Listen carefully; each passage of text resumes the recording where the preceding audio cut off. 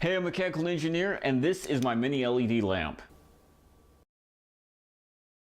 So as I previously said, in today's video we'll be building these tiny LED lamps. These lamps are great because they're small and battery powered, which means you can put them anywhere, plus they look pretty good regardless of if they're on or not. And since these lights are LEDs, that means they can run for days without having to put in new batteries. But enough talk, for now let's go ahead and get started on how to build them.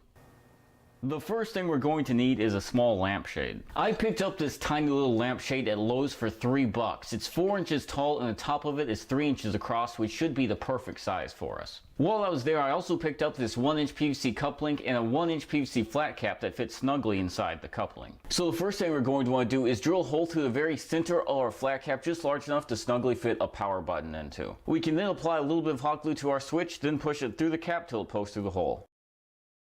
Next, we're going to want to cut a circular piece out of Lexan that perfectly fits the base of our cap. I'm then going to drill a small hole into one of the sides of the circle, just large enough for 2 wires to pass through. Now it's soldering time. First, I'm going to drop a piece of heat shrink tubing over both of the switch wires. Then I'm going to take a 9-volt connector and a 6-inch extension wire, slip both red wires through the hole we cut in the circle, then solder each wire to one of the leads of the switch. We can then also slide down our Lexan circle and hot glue that to the base of the cap. Take 2 small magnetic strips, hot gluing one to the bottom of the Lexan and the other to the top of the 9-volt connector. Just like this.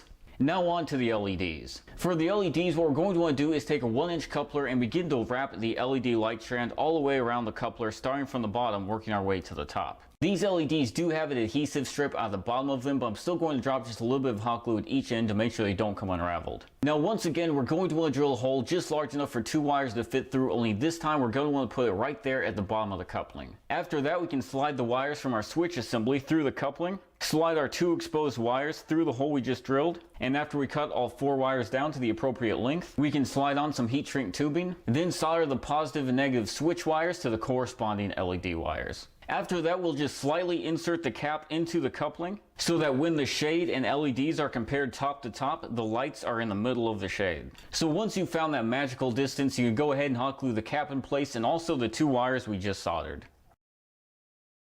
Next, we're going to want to cut out a second Lexan circle, only this time it's going to be the same size as the top of our lampshade. And like the PVC cap before, we're going to need to drill a hole through the very center of it, just large enough for our switch button to fit through.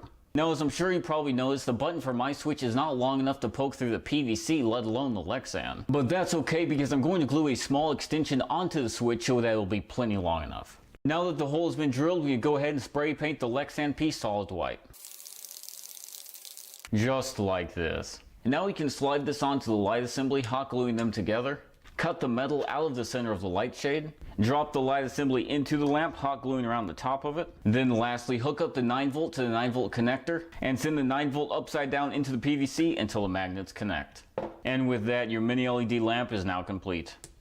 One of the reasons I really love these little lights is because they look great regardless of if they're on or off. And since LED strips come in more color variations than a box of new crayons, you can make these any color you want. Here's one I made that's blue.